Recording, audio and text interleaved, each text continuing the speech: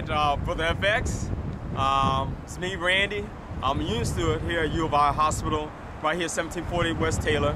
I work in the Building Services Department. I want to kind of briefly talk about what has happened just recently as relates to the professional workers at the University of Illinois who tried to basically work out a decent contract with the negotiating team of the University of Illinois. And approximately 14, 15 months, U of I has reneged, has not basically been fair as relates to trying to talk to their union and their representatives and try to work out a decent contract for the professional workers. The professional workers who work here at the University of Illinois. As a matter of fact, a number of years ago, there was a hearing back in 2010 where the University of Illinois was exposed as being a institution that had violated the civil service rules and regulations. What they did was they took the positions of civil service employees, state employees, okay, they were civil service jobs, they took them, made them into AP, academic professionals. They took these positions that was held by predominantly African-American men and women and Mexican men and women, okay, and these were civil service and state jobs, and then they made them into AP, academic professionals, and once they did that, many of the people who held those positions kind of vanished or disappeared, and guess what? Those positions then became held by, guess who? Mostly whites and Asians. Okay? And this came out in a hearing that was held over the building. There was an building where different labor activists and different labor groups meet right on Van Buren and Ashland, right across from the gas station here in the city of Chicago. And we feel that that was unfair. We feel that basically that U of I should have done it. As a matter of fact, Tom Mortlock, the executive director of the Civil Service Group, okay, here, the Civil Service Commission here, the Civil Service Group, he said that basically that U of I, out of 8 or 9 civil service systems, U of I was the worst abuser. Out of 8 or 9 civil service positions, systems and stuff, U of I, out of all 8 or 9, was the worst in terms of abusing, taking what was civil service positions and making them academic professional positions. Now, we have some real serious issues and stuff, some real serious problems with that. And that's the reason why we had the hearings with state legislators who met with us and allowed us to articulate our positions and also to elucidate or demonstrate how U of I has taken those positions and had taken those civil service positions and making them academic professionals in order to try to weaken the union, in order to try to lock people out. And they also have made the requirements to become civil service employees more difficult. You now, if you have to take a civil service exam or test, you have to score 100. Hey, Joe. This is Joe Iosbaker, one of the chief stewards of the University of Illinois right here, and I want him to kind of share a few things also, because I think it's important that you all get it from a person who's been actively involved in organizing and along with me and other people to try to get people involved with the union, and also try to get people informed, make sure that people are informed about the various issues, etc. So I mentioned it to a number of union reps and union stewards and others who I feel have some other information and stuff I think is relevant and stuff to this discussion. So what I want to do, I want to kind of talk briefly about what happened just this week ago. Last week, the professional unit, professional division struck here for 3 days. As a matter of fact, it started Wednesday of last week, which I think, if I'm not mistaken, was May 30th, if I'm not mistaken. So May 30th, Wednesday, until June the 1st, there was a 3-day strike where they protested around the clock to try to draw attention to what was going on in U of I. And a number of the different groups came out to try to find out what was going on. Channel 2, 5, 7, 9, others, along with others, groups came out, including my brother right here, Brother FX, who was very kind enough to come out and videotape and also talk to a few of the people who were here at the protest last week. And we want to make sure that people know what's going on. U of I claim that they're broke, they don't have any money, right? But approximately less than 2 years ago, they hired a fellow by the name of Hogan, who took over after their predecessor had been disgraced, President White, who was involved in the scandal, the admission scandal, where he claimed that he didn't know that these people were being admitted, etc. And then the people, investigators and reporters found out that, hey, this guy, was not telling the truth. He wasn't being completely honest. So White stepped down, and then Hogan came in, right, now, and became the president. Okay. Now Hogan just was forced to step down because the chair the Board of Trustees and others, there's academic professionals and others here who part of the staff, voted no confidence in him because of the stuff that he was doing. He was constantly getting into little scuffles and exchanges, had different exchanges with the different representatives from the University of Illinois. Like there was one woman who I think she was like she was a staff person here.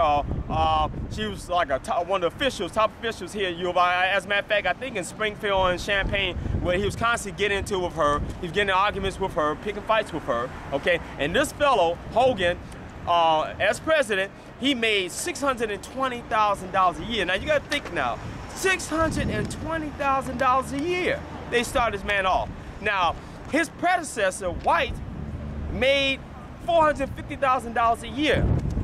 Plus, he got a $25,000 more if he signs. So he got a $25,000 signing bonus. Plus, he was making $450,000 a year. That's White. The person who took over after White stepped down, he started being paid $620,000. He went from $450,000 plus a $25,000 signing bonus to $620,000 a year. Now, U of I at that time claimed they were broke, didn't have any money, couldn't pay anyone, right? People couldn't get any raises. They couldn't get anything, right?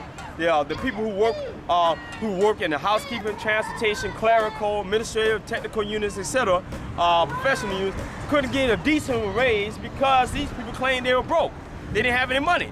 But if you check the various reports and studies that came out back in 2010, it showed that U of I, at the U of I Foundation, had more than $1.3 billion. $1.3 billion that it could have used any way that they wanted and could have given people a raise, could have resolved some of that. But they refuse to do it because they're arrogant and they're elitist and they don't respect working class people. This way they elucidate or demonstrate their contempt for working class people by constantly rubbing it in our face, showing us, hey, we're gonna do whatever we want. We don't respect you as human beings, we respect you as workers. So this is why, we're at the situation, that we're at now, because U of I refused to negotiate fairly with representatives from the university, and we refuse to be fair to the workers at the University of Illinois. Now, last week, they protested for 3 days. The professional unions, along with other people in different departments and stuff, came out in support of the workers, along with other people in different units, different people who work for transportation, who work for clerical, who work for technical unit, who work for the shipping docks, etc., who came out and they supported us. They made sure that U of I would not be able to continue with business as usual, or basically they try to kind of challenge the status quo. Joe Iosbaker, come on, Joe. I want Joe to kind of share some information with you all because I think it's relevant, it's important. I think that y'all to hear some of the information that Joe has to offer. All right, Joe. Thank you, Randy. Joe is a good friend of mine. He's one of my co-workers here at U of I. He's one of the top chief stewards here at the University of Illinois. He's been actively involved in the protests and stuff, and the other different activities surrounding the workers, professional workers. So Joe, thank you, Brother FX. And thank you, Randy. What happened here last week was historic. It's the first time that a group of workers at the University of Illinois at Chicago have staged a strike. It's the first time that Local 73 has had a strike in over a decade at any of its employers. I think that there's several things to say about it. First of all is to understand this is a new bargaining unit, 500 workers. They were just unionized in the last 2 years. And the main issue that they had is over the previous decade, these professional workers who have 4-year degrees, and that includes social workers, it includes technologists who run the laboratory experiments that are done, the tests, for example, on biopsies to determine if they're cancerous, the nature of the cancer. They are highly skilled professionals. I would say on a par with the nurses. They just finally voted to unionize 2 years ago, and the main reason was that the university had been replacing them over the previous decade with non-civil service, non-union employees. And once they unionized and they were actually able to get their hands on the salaries of the rest of those non-civil service employees, they found out that the university had been giving them raises, $5,000, $10,000, even $15,000 every year above their salaries. And this group of workers had the largest amount of seniority, and in many cases had actually trained these people who came in and then got these big raises. So the workers went to the table and they basically demanded equity. They demanded that the university give them raises not only equivalent to what the non-union people had received, but actually to compensate them even further in recognition of their seniority, which is how the civil service system historically has always worked. And when the university came back and said no, they would only give the workers a modest increase for 1 year and no guarantee of anything for the remainder of the contract, the workers said, well, then we'll strike. Then the university, which had been pleading poverty up until that moment, when they realized that the workers were serious, they came back and offered of the 500 workers, they offered about 100 of them significant raises over the course of 3 years, 20-some% over the course of 3 years. But this is the true mark of a union. Those workers rejected those big raises and said to management, either you grant them to all of us or we are all on strike.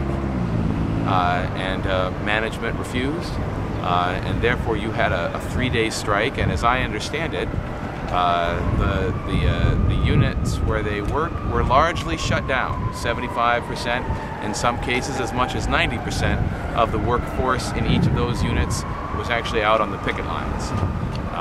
And these people do serious income, serious revenue for the university. You know, in our years, Randy, we've seen the university's medical center, it's a going concern, as they say in the business pages.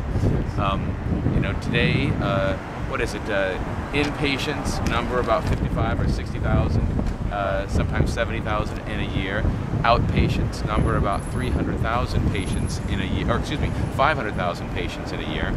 But these medical laboratories, they handle specimens and do tests for something on the order of 2 million patients a year, because it's not just our patients. Yes. Other hospitals and clinics that don't have laboratories, they correct. send things here. So these people are making a lot of revenue for the medical center, and you could see that when they threatened to strike and management tried to buy them off. Yes. And now I think because of the unity that these workers have displayed heroically, historically, I think that their victory is assured. I'm quite confident and quite honored to have been in the same union as this group of workers. I agree. I concur 100% because I feel that the workers, and this has been long overdue, you know, because I know that the other unions basically had discussed it, you know, tried to talk to the University of Illinois, try to negotiate, try to be fair with the University of Illinois back in 2010. And we came close to a strike in 2010. That's right. And Brother FX covered that, and he videotaped, you know, we had a discussion about that afterwards, and showed at different studies, showed that U of I was not broke, that U of I was basically lying. I'm not going to just say misleading. I'm not going to use all these other euphemisms and stuff like that, you know, I'll try to mince my words. They were lying about their financial situation and stuff. And we did the research thanks to Joe also, and Brother FX, who helped us. But thanks to Joe and his research and information he provided to me, it showed the various studies. As a matter of fact, one of the professors spoke at the University of Illinois back in March of 2010, March, April, and it showed, and then it came back with an updated study. It showed that U of I was doing quite well. As a matter of fact, U of I did so well, they gave the Chancellor Paula Ann Mears, over $500,000, right, to fix up her little mansion. That is the people who take care of the law. I mean, it's paid for by U of I, okay, free. She spent some of the money on Chinaware, and then she got upset and said that we were demanding 18 to 20% raises. Well, she must have been talking about all of us all together, okay? The administrative, technical, clerical, building service, you know, service and maintenance and stuff. So maybe you lump them all together, maybe it'll come close to 20%. But I mean, I think she was being disingenuous. I think that she was upset because we exposed the hypocrisy and the contradictions of the University of Illinois because they were giving out misleading information, well, lying basically about their financial status and stuff. I think the thing that upsets management more than anything else is when they see workers coming together. Yes, they despise it because they always try to use the British accent of divide, conquer, rule. Well, it didn't work this time. Right. Sorry about that. So you can go and tell Mr. Go wake up Winston Churchill, etc., and then tell him that basically the sun has set on U of I, okay? So the university's gonna have to learn stuff like that. Since, you know, he used to talk about the sun will never set on England and Britain and all this other nonsense he used to talk, you know, when he was living. But see, the sun is set on U of I, and the workers are coming together, and that we're not gonna tolerate this nonsense. We're not gonna put up with all the garbage that's been going on, not only just in the city of Chicago, but throughout the nation, where you have these different right-wing conservative groups and these individuals who are leaders who think they can just run over working class people and stuff, get away with this nonsense. As a matter of fact, this clown named Walker, who's the governor, I think in Wisconsin, yep. They're now having a recall vote. They're going to hopefully try to defeat this clown who basically tried to take away the rights of, take the collective bargaining rights of the public sector, okay, from the workers in Wisconsin, etc. And the people came out, and I'm telling you, and that's what makes management tremble. That's what makes them wet, okay? Makes them sweat. I was gonna say some other stuff, but I better cool. This is it's a family show. This is a family show, so I better watch out. This is sorry, this is Disney Channel right here. Sorry, I forgot this is the Disney Channel, Nickelodeon. But just kidding. But back to what we were talking about. I think it's important that that we came together, that the workers, because I know I came out here, sure, to protest, etc. And I wanted to let people know that it was important that we support our co-workers, our colleagues, etc. Because we're all in this together. Because I know that they tried to divide us and split us, try to pit various groups against each other, but it's not going to work this time, okay? The elite are not going to win this time. They're in for some serious problems, and that includes those on the national level too. So, Joe, you have a few things to add because you're going to wrap it up real quick. I just want to say again that the members of the professional unit have carried themselves with dignity and yes. With the most important thing with them, which is the bonds of human solidarity. And I'm quite confident that they're going to emerge victorious. I concur. They return to the bargaining table on Thursday. I concur. So I hope. I wish them victory. I wish them victory also, because I hope everything works out well for our colleagues, our co-workers here at the University of Illinois, right here at 1740 West Taylor in Chicago. Here we are, it's Tuesday, June 5th, 2012. I want to make sure that people know that that the people are going to be victorious, that we're going to win, and that the sun has set. And so all that garbage that Winston Churchill and all the people of that ilk were talking at the time, that's garbage, and don't buy into the hype of propaganda, except don't believe the hype. Okay, we're going to win this. Workers are coming together.